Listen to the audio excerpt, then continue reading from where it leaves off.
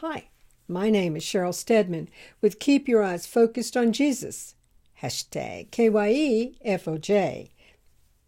Get your wristbands. Today, we're reading from Jesus Calling for December the 10th. And it just keeps going on. Yesterday, remember the sentence that got us, your desire to live a risk-free life is a form of unbelief. Well, he's following through now a little bit further in this devotion. Make me the focal point of your search for security. In your private thoughts, you are still trying to order your world so that it is predictable and feels safe. Not only is this an impossible goal, but it is also counterproductive to spiritual growth. When your private world feels unsteady and you grip my hand for support, you're living in a conscious dependence on me. Instead of yearning for a problem-free life, rejoice that trouble can highlight your awareness of my presence. In the darkness of adversity, you are able to see more clearly the radiance of my face. Accept the value of problems in this life, considering them pure joy.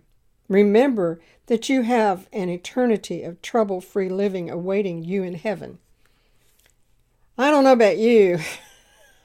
I'm having a little difficulty figuring this out. Still trying to order your world so that it is predictable and feels safe. Yeah, who wants to say, oh yeah, bring on the unsafe, bring on the unpredictability?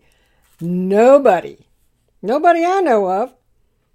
But it's an impossible goal and counterproductive to spiritual growth. There's the kicker right there. Are we living on this planet to just live on this planet and be prosperous, multiply, have fun, have family, have love, blah, blah, blah? Well, yeah, we are. But from the book of Sheryl, I believe that God put us on the planet so that we can grow spiritually. He's giving us life experiences. Some good, some bad. But he's kind of mixing it up. And that's what he's saying right here when he says, being predictable and feeling safe is counterproductive to spiritual growth. I've said this so many times, and you know it to be true. If we're in a nice, happy la-la land and everything is going wonderful and we have peace and we have comfort, we have health, we have prosperity, we have love, we have joy, why do we need God? Because the world teaches us that God is a sugar daddy. And everybody knows what a sugar daddy is. Daddy, I need something. Okay, here it is. You can got it. That's what they think of God as. And when God does not supply their needs, Daddy, I need something. I'm not listening. I'm just out of funds. I don't have anything to give you. And we say, God's just not real. Why are we going to God? He doesn't love us anyway. He doesn't take care of us. That's not what this is saying. This is saying that we use the adversity, the needs that we have for spiritual growth. How do we do that? How do we grow through adversity? How do we grow through losing jobs, losing loved ones, losing money, losing whatever, losing possessions, having whatever tragedy happen to us, losing our health? How do we grow in that? Well, it says right here how to do it. It says, accept the value of problems in this life, considering them pure joy. Now, that is a stretch. I know when I lost Richard, we had a Bible study and somebody quoted this in James and says, count it all joy. And I'm going, there is no joy in losing a husband. There is no joy in losing a loved one. There is no joy in all of this. Where do I find joy? Well, I think that the joy comes from knowing that Jesus is there with us in these trials and tribulations. So with that, I'm going to go right into the Word. And again, I'm using 2 verses here, 2 different ones, 2 different books. So while we're talking about joy, I'm going to go into James, and I'm reading from the Passage translation.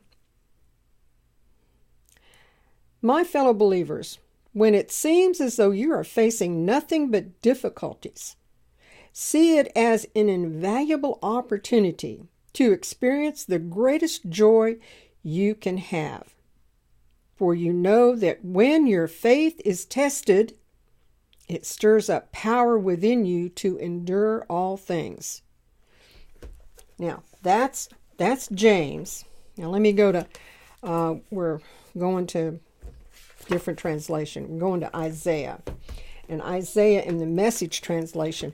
We have talked about this before, and we've read Isaiah before. And when you see this, you're going to say, oh yeah, I heard that. Isaiah 41, and I'm starting with verse 9, and I'm going to move around a little bit in this. I pulled you in from all over the world, called you in from every dark corner of the earth, telling you, you're my servant, serving on my side. I picked you. I haven't dropped you. Don't panic. I'm with you. There's no need to fear, for I'm your God. I'll give you strength. I'll help you. I'll hold you steady. Keep a firm grip on you, and I'm not letting go. I'm telling you, don't panic. I'm right here to help you. Don't you love that? Don't panic. How many times are we in a panic mode?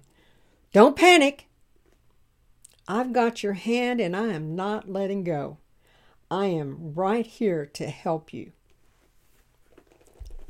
This is another pure nugget. And this is from Isaiah 41, starting with verse 9. This is in the Message translation. Find them in any translation you want. And move around a little bit and see different translations. This is going to be something that you're going to remember. It's going to go back in your mind. Maybe you're not in a panic mode right now. Maybe you're going to be in a panic mode this afternoon. Maybe you're going to be in a panic mode tomorrow. But you're going to remember my words saying, don't panic. Jesus has got you right in the palm of his hand, and he is not letting go. He's got this. Let him fight your battles. That's what he is. Remember, I think this was last week that we talked about, he says, surely this is on holy ground. Remember David and Goliath? And God fought the battle. David used the God of angel armies to fight his battle. Well, we can do the same thing. You're going to have a great day today. You put on that mantle of righteousness. You hold your head up high. You go into today's day with joy and thanksgiving and finding blessings all along the way. Keep taking your Jesus breaks. And would you subscribe and share? Share this wonderful word of God to other people that are in need. He knows who they are. You just got to obey. And with that, I'll say bye for now. See you tomorrow.